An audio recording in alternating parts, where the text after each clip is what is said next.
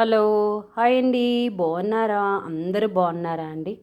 ఈరోజు నేను లంచ్లోకి ఏం కూర చేశానంటే శనగపప్పు కొబ్బరి చేశానండి. అలాగే టమాటాలు కూడా కొద్దిగా వేసానండి.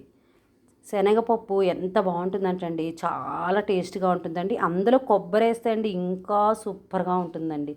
ఇంకా కూరగాయల రేట్లు అండి చాలా రేట్లు పెరిగిపోతున్నాయండి. అసలు ఎంత రేట్లు ఉన్నాయంటే కేజీ 200, 250, టమాటాలు అయితే 150 ఇలా రేట్లు ఉన్నాయండి. సరే ఈరోజు ఎలా అయినా సరే కూరగాయల కన్నా అతి ముఖ్యమైనది, ఎందుకంటే కొబ్బరికాయ ముక్కలు ఉన్నాయండి. సరే ఆ కొబ్బరి ఏ విధంగా చేస్తే బాగుంటుందా అని ఆలోచించానండి. అప్పుడు వెంటనే నాకు శనగపప్పు గుర్తొచ్చిందండి. శనగపప్పు మటన్ వండుకున్నా బాగుంటుందండి. అలాగే శనగపప్పు కొబ్బరి కూర వేస్తూ వండుకుంటే చాలా అంటే చాలా రుచిగా ఉంటుందండి. ఇంకా మనకి చారులు అవసరం లేదు, సాంబార్ అవసరం లేదు, రసం అవసరం లేదు, మరొక కూర కూడా అవసరం లేదండి.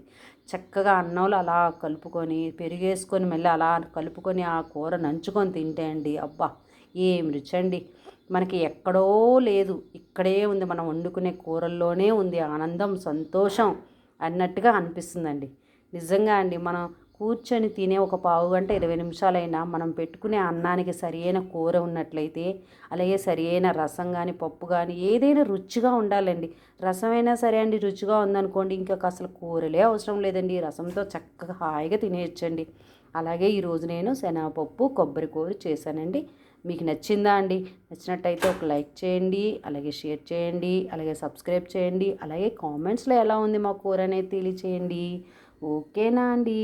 బాయ్ అండి.